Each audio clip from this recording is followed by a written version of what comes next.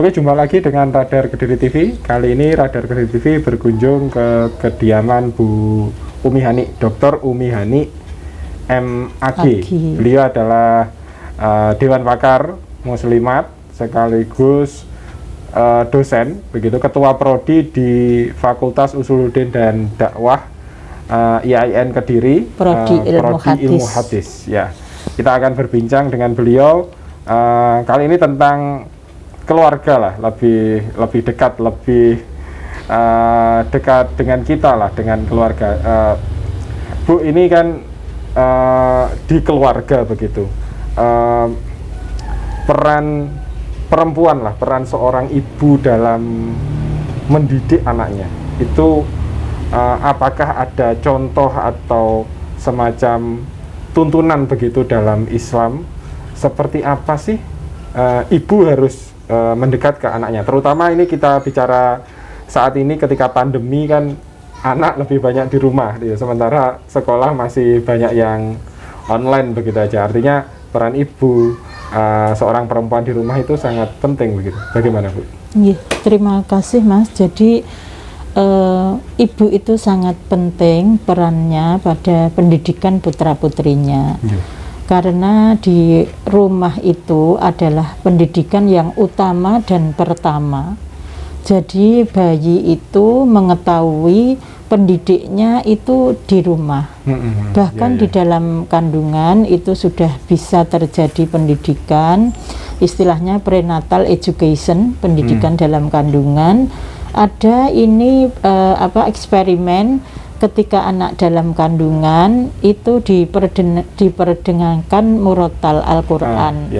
Begitu anak lahir, ketika anak itu menangis, itu kemudian diperdengarkan bacaan Al-Quran, itu menangisnya tenang, itu reda, dia menjadi tenang. Kemudian juga memang peran ibu ini sangat kuat, sehingga Rasulullah di dalam hadisnya itu kan ada sahabat bertanya, siapa yang harus aku hormati? Ibumu. Siapa lagi ya Rasul? Ibumu. Siapa lagi ya Rasul? Ibumu. Kemudian siapa lagi ya Rasul? Bapakmu. Artinya peran untuk pendidikan putra itu ya sebetulnya tanggung jawab berdua ya, bapak dan ibu. Tetapi yang banyak anak itu dengan ibunya, karena secara naluriah dia pernah dikandung ibunya 9 bulan, kemudian setelah itu dia ditetei oleh ibunya, kemudian setelah itu yang memang yang lebih telaten itu ibunya, karena memang perempuan memang mungkin memang ciptakan oleh Allah lebih perasaannya peka, kemudian lebih perhatian, lebih memberi kasih sayang begitu pada anak gitu. Iya. Tetapi dalam Islam itu yang harus didahulukan itu agamanya. Didiklah anakmu sedini mungkin. Saya katakan dalam kandungan sudah terjadi pendidikan, apalagi sesudah lahir, sehingga kalau kita lihat di di TV itu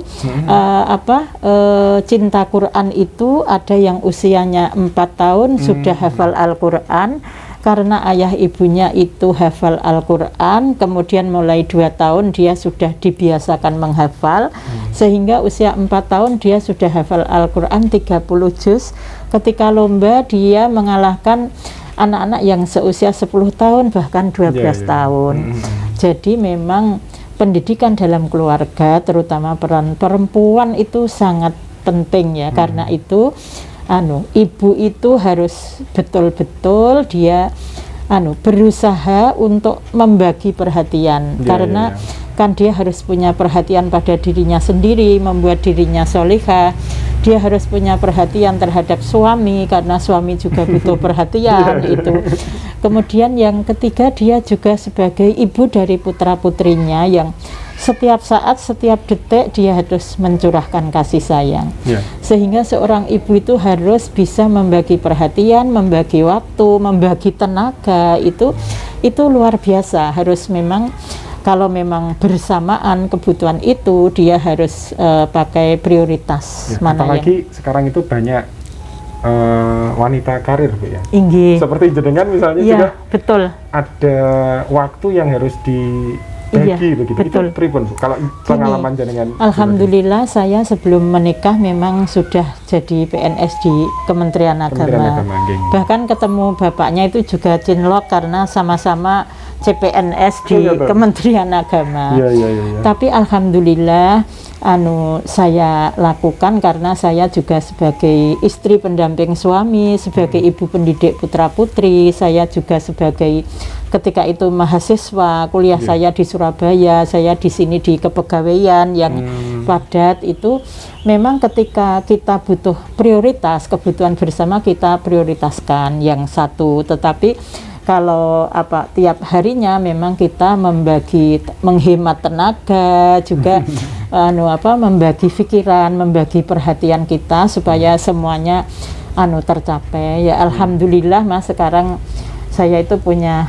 anak 3, menantu 3, cucunya 16 mau 17. Banyak sekali. Iya banyak. Alhamdulillah suami ini pensiun sudah 16 tahun dan alhamdulillah tidak kena korupsi. Jadi saya sudah meyakinkan ke suami saya, tidak apa-apa, jadi istrimu, aku sederhana saja, yang penting bisa mencapai mudah-mudahan ya surga dunia akhirat begitu. Jadi intinya membagi perhatian. Dan Bu, kalau di usia berapa sih, kan Ibu punya anak, anak di usia berapa mereka butuh banget gitu perhatian dari jenengan? Iya, pengalaman saya memang usia balita itu sangat butuh perhatian ya. Kemudian sampai usia SD itu masih sangat butuh perhatian.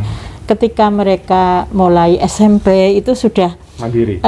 Tidak mau istilahnya terlalu mengikuti dia, tidak bisa. SMP itu sudah mulai, SMA apalagi dia sudah, tapi kita tetap diskusi, musyawarah, perhatian itu tetap harus kita lakukan. Artinya caranya berbeda mungkin, cara perhatiannya jadi berbeda. Iya berbeda.